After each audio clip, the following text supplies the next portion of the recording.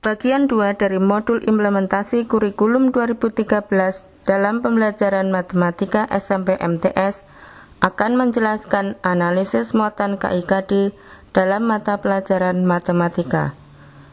Karakteristik pembelajaran pada setiap satuan pendidikan terkait erat dengan standar kompetensi lulusan atau SKL dan standar isi.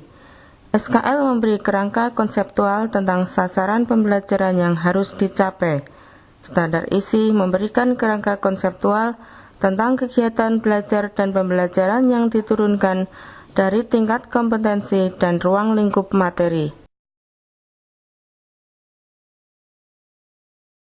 SKL tersebut selanjutnya diturunkan ke dalam kompetensi inti atau KI dan kompetensi dasar atau KD sebagaimana yang diuraikan dalam Peraturan Pemerintah Nomor 32 Tahun 2013 tentang perubahan PP Nomor 19 Tahun 2005 tentang Standar Nasional Pendidikan, bahwa KI adalah tingkat kemampuan untuk mencapai SKL yang harus dimiliki seorang peserta didik pada setiap tingkat kelas atau program. Sedangkan KD adalah kemampuan untuk mencapai KI yang harus diperoleh peserta didik melalui pembelajaran. SKL dirumuskan secara holistik dan dalam pemenuhannya didukung oleh semua materi atau mata pelajaran. Oleh karena itu, rumusan KI sama untuk semua mata pelajaran. KI dirumuskan dalam 4 kelompok dengan notasi sebagai berikut. 1. Kompetensi inti 1 atau KI 1 untuk kompetensi inti sikap spiritual. 2. Kompetensi inti 2 atau KI 2 untuk kompetensi inti sikap sosial. 3. Kompetensi inti 3 atau KI 3 untuk kompetensi inti pengetahuan. Dan 4. Kompetensi inti 4 atau KI 4 untuk kompetensi inti keterampilan.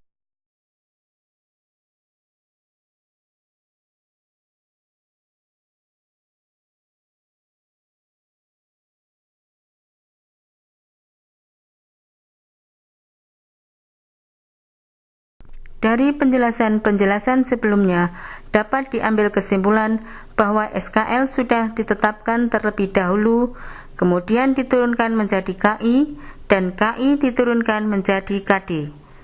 Dari identifikasi KD-KD yang perlu dipelajari oleh peserta didik agar mencapai KI dan SKL, selanjutnya dirumuskan mata pelajaran pada tiap jenjang dan program.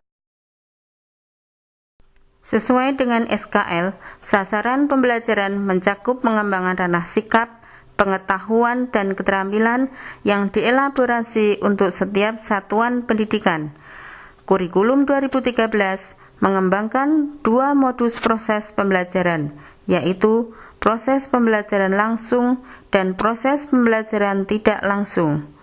Proses pembelajaran langsung adalah proses pendidikan di mana peserta didik mengembangkan pengetahuan, kemampuan berpikir, dan keterampilan psikomotorik melalui interaksi langsung dengan sumber belajar yang dirancang dalam silabus dan RPP berupa kegiatan-kegiatan pembelajaran.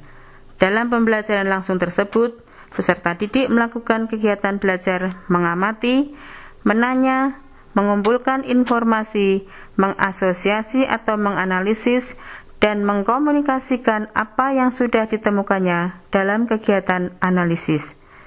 Pembelajaran tidak langsung adalah proses pendidikan yang terjadi selama proses pembelajaran langsung tetapi tidak dirancang dalam kegiatan khusus. Proses pembelajaran langsung maupun pembelajaran tidak langsung terjadi secara terintegrasi dan tidak terpisah.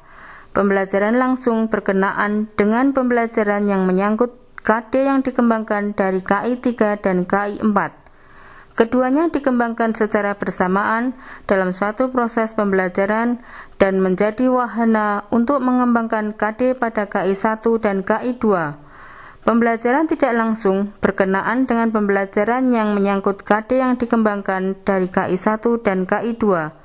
Dengan demikian, maka antar KD pada KI 1, KI 2, KI 3, KI 4 saling berkaitan.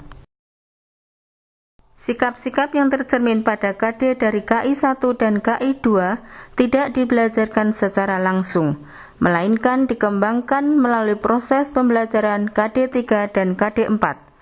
Penyusunan rancangan pelaksanaan pembelajaran atau RPP dimulai dengan merancang pembelajaran KD 3 dan KD 4. Berdasarkan rancangan kegiatan pembelajaran dan hasil analisis muatan KD 3 dan KD 4, selanjutnya diidentifikasi sikap-sikap mana saja yang akan fokus dikembangkan atau ditumbuhkan. Macam fokus sikap yang akan dikembangkan atau ditumbuhkan melalui pembelajaran KD 3 dan KD 4 dapat dipilih di antara sikap-sikap yang termuat dalam KI 1, KI 2. Jadi RPP merupakan satu paket KD-KD dari KI 1, KI 2, KI 3, dan KI 4 dengan fokus sikap yang ditumbuhkan atau dikembangkan sesuai dengan muatan KD yang hendak dicapai. Tidak semua sikap yang bersesuaian dengan KD-KD yang dipelajarkan dapat ditumbuhkan dalam kurun waktu proses pembelajaran. Pemilihan sikap-sikap yang dimaksud dapat mempertimbangkan kecocokannya dengan muatan KD 3 dan KD 4 serta strategi pembelajaran yang diskenariokan. Pemilihan sikap juga dapat mempertimbangkan cita-cita sekolah yang akan diwujudkan seperti yang termaktub dalam visi dan misi sekolah masing-masing. Sikap-sikap yang termuat pada KI 1, KI 2 pada prinsipnya ditumbuhkan melalui pembelajaran KD-KD yang dipelajari peserta didik selama 1 tahun. Dalam satu paket KD dengan materi pokok tertentu, dapat ditumbuhkan atau dikembangkan sikap-sikap dengan fokus sikap tertentu yang macamnya sama atau berbeda dengan yang ditumbuhkan pada paket KD dengan materi pokok yang lain.